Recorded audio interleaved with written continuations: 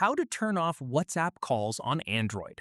This tutorial shows you how to disable incoming calls directly from the app. First, open the WhatsApp app on your Android device. From there, tap the three dots at the top right and open Settings. After that, tap Privacy, then scroll down and tap Calls. At this point, toggle on Silence Unknown Callers. This will automatically silence calls from numbers that aren't saved in your contacts.